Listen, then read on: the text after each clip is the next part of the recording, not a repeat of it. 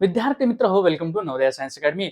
आणि आज आपल्याला टुवर्ड्स ग्रीन एनर्जी या चॅप्टरचा नेक्स्ट लेक्चर पाहायचा आहे. आज आपल्याला पाहायचं इलेक्ट्रिक एनर्जी जनरेशन आणि एन्व्हायरमेंट यांचा संबंध कसा आहे. इलेक्ट्रिक एनर्जी जनरेशन तर करायचं, पण एन्व्हायरमेंट सोबत त्याचा कसा आपल्याला मेळ घालून द्यायचा अशा गोष्टी आपल्याला पाहायच्या. ठीक आहे. Electricity generation based on fuels like काय म्हणले, natural gases, coal, nuclear fuels like uranium and plutonium हे आपण पाहिले. ठीक आहे. अशा प्रकारे हे इलेक्ट्रिसिटी जनरेट केली जाते. त्यांना फ्यूल स्वरूपात या गोष्टी दिल्या जातात. मग ते काय आहेत, नॉट एन्व्हायरमेंट फ्रेंडली. मग त्या कशा आहेत, एन्व्हायरमेंटशी निगडीत नाहीत, एन्व्हायरमेंट फ्रेंडली नाहीत. त्या गोष्टी can actually lead to environment degradation, आणि त्या गोष्टी एन्व्हायरमेंटला डिग्रेड करण्याचं काम करू शकतात. अशामुळे त्या एन्व्हायरमेंट फ्रेंडली नाहीत. मग burning fossil fuels like coal and natural gas, emission of certain gases and soot particles, air pollution होऊ शकतं. हे झाला त्याचा पहिला प्रॉब्लेम. म्हणजेच काय, बर्निंग फॉसिल फ्युल्स करतोय ते तर फॉसिल फ्युल्स संपतच जातात. त्याच्यापासून सूट पार्टिकल्स निघतायत, ते एअर पॉल्युशन करतायत. त्याच्यापासून वेगवेगळे गॅसेस रिलीज होत आहेत, CO2, नायट्रोजन डायऑक्साईड. आणि सूट पार्टिकल्स CO2 काय करतं, अफेक्ट हेल्थ आणि increase percentage of CO carbon monoxide in nature which is harmful, आणि त्यामुळे होते ग्लोबल वॉर्मिंग. CO2 जर नेचरमध्ये वाढला तर. दुसरे केस NO2 काय करतो, ऍसिड रेंज करत असतो.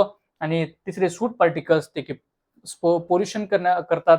आणि तिसरी गोष्ट, रेस्पिरेटरी प्रॉब्लेम्स आणतात लाईक अस्थमा, जे की ह्युमन बिंगला चांगले नाहीत. ठीक आहे. नेक्स्ट बघा, millions of years for formation of fossil fuels. म्हणजे फॉसिल फ्युल फॉर्म करण्यासाठी मिलियन्स ऑफ इयर लागतात, आणि आपण त्याला काय करतो, like crude oils, coals, natural gases like LPG, CNG हे झाले फॉसिल फ्युल्स. त्याला मिलियन्स ऑफ इयर लागतात फॉर्म करण्यासाठी, पण आपण काय करतो, त्याला एका सेकंदामध्ये जाळण्याचं काम करत असतो, त्याला संपवण्याचं काम करत असतो. म्हणून हे रिझर्व्स कसे आहेत, लिमिटेड आहेत. आणि बघा, ते लिमिटेड किती लिमिटेड आहेत, कोल फक्त आता नेक्स्ट 200 इयर्स पर्यंत चालू शकतो. आणि जे काही नॅचरल गॅसेस आहेत ते 200 ते 300 वर्ष इतकंच ते चालू होऊ शकतात.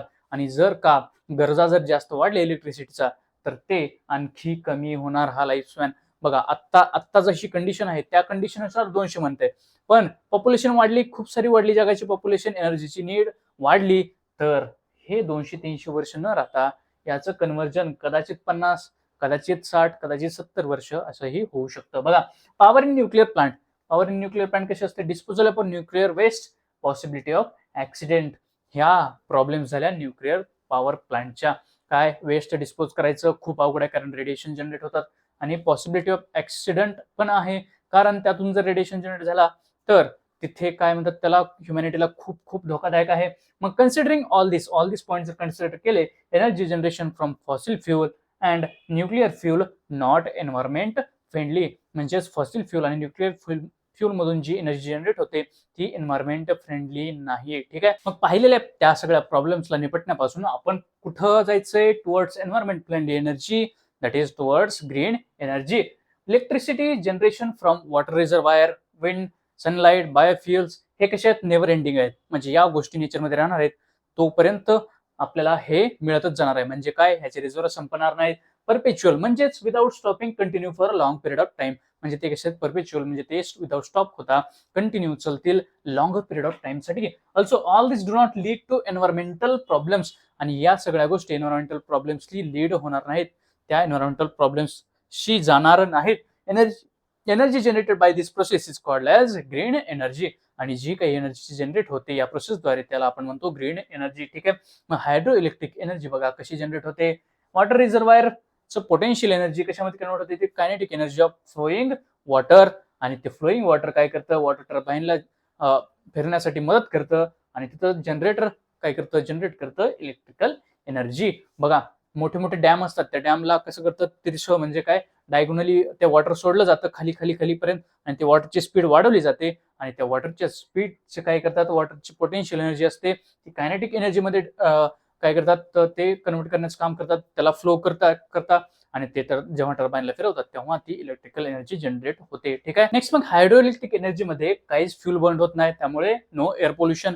बट तिथेही काही प्रॉब्लेम्स आहेत, जसे की फोर्स्ड मायग्रेशन, दुसरं submerging forest land and fertile land, आणि तिसरं adverse effect on living creatures in river. त्यामुळे हा सब्जेक्ट जो आहे तो पॉइंट ऑफ डिबेट आहे.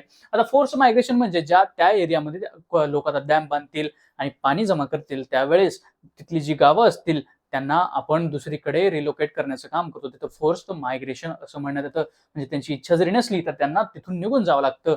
ठीक आहे, बघा. आणि जर submerging forest land and fertile land, आता काय जे काही सुपीक जमीन होती ते डॅम बांधल्यामुळे तिथं पाणी येणार आणि ती पाण्याच्या अंडर चालली जाणार आणि तेच सेम फॉरेस्टचं सुद्धा होणार आणि त्याचे ऍडव्हर्स इफेक्ट होणार कोणावर? क्रिएचर्स जे असतात त्या रिव्हरमध्ये त्यांच्यावरती, कारण ते पाणी आता संत झालं, एका ठिकाणी थांबून राहिलं. आता बघा हायड्रोइलेक्ट्रिक पॉवर जनरेशन, त्याचे ऍडव्हान्टेज आणि त्याचे प्रॉब्लेम्स काय काय.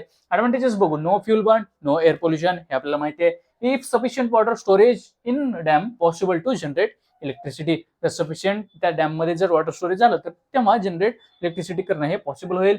Water reservoir can be replace during rainy season, म्हणजेच काय, हे वॉटर रिझर्वायर आहे त्याला आपण काय करू शकतो, पास होऊ देऊ शकतो डॅम मधून, किंवा रेनी सीझन मध्ये leads to uninterrupted power generation. मग रेनी सीझन मध्ये जेव्हा आपण कंटिन्युअस ते वॉटर सोडत असतो ते कसं करतं, leads to power generation uninterruptedly, म्हणजे न रोकथाम करता. पण त्याचे प्रॉब्लेम काय, water dam may submerge villages towns in area like problems rehabilitation, displaced population, submerge forest and fertile land, जसं इथं म्हणलं ते सेम प्रॉब्लेम्स. आणि दुसरं, destruction of flow of river और river water may have adverse effect on living world in river. मग जर आपण त्या रिव्हर वॉटरचा जर फ्लो जर डिस्ट्रक्ट केला किंवा त्याच्यासोबत काही छेडखानी केली तर त्याचे ॲडव्हर्स इफेक्ट होऊ शकतात ह्युमॅनिटीवर. ठीक आहे, अशा प्रकारे हे होते हायड्रोइलेक्ट्रिक एनर्जी. आता आपल्याला पाहिजे इलेक्ट्रिसिटी बाय विंड एनर्जी. आता विंड टर्बाईन काय, ती machine which convert kinetic energy of wind to electrical energy, हे असतं विंड टर्बाईन. त्याचं झालं एक छोटंसं ओळख, आपली छोटीशी ओळख. त्याचा फ्लो काय म्हणतो, विंड स्ट्राइक्स ब्लेड्स, ज्या ब्लेड फिरत असतात त्याला विंड येऊन स्ट्राईक होते आणि त्या ब्लेड काय होतात, रोटेट होतात. रोटेट झाल्यानंतर axle of turbine to electric generator by gear box. मग तो गिअर बॉक्सच्या मदतीने तो एक्झल काय जनरेटरला जोडला गेलेला असतो, इलेक्ट्रिक जनरेटरला जोडला गेलेला असतो. आणि त्याच्यामुळे काय होतं, gear box increase rotation per unit time. मग हा गिअर बॉक्स काय करतो, रोटेशन इन्क्रीज करतो कोणाच्या, विंडमुळे त्या ब्लेड्सच्या पर युनिट टाइम नुसार, आणि त्या टर्बाईनला तो घुमवण्याचं काम करतो. आणि टर्बाईन ड्राईव्ह जनरेटर, आणि त्या टर्बाईन जनरेटरला ड्राईव्ह करण्याचं काम करतं आणि ते काय करतं, जनरेट इलेक्ट्रिसिटी, आणि ते इलेक्ट्रिसिटी जनरेट करण्याचं काम करत असतं. ठीक आहे, अशा प्रकारे मग एनर्जी कन्व्हर्जन बघा कसं होतं विंड एनर्जी मध्ये.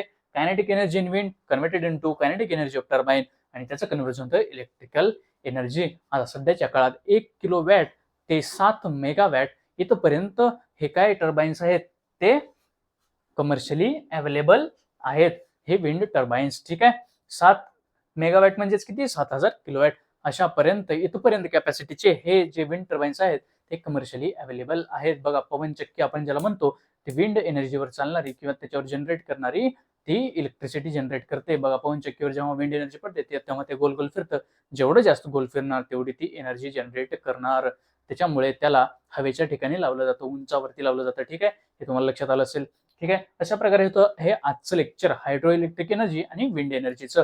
ठीक आहे, हे लेक्चर कसं वाटलं, काय वाटलं, त्यासाठी लाईक करा, शेअर करा, सबस्क्राईब करा, सगळ्यांसोबत शेअर करत चला. आपल्या महाराष्ट्राच्या पोरांना हे सांगत चला की हे चॅनल आहे ज्याचे करून आपल्या बोलीभाषेत आपल्याला हे शिकता येईल. ठीक आहे, अशा प्रकारे हसत खेळत राहा आणि अभ्यास करत राहा.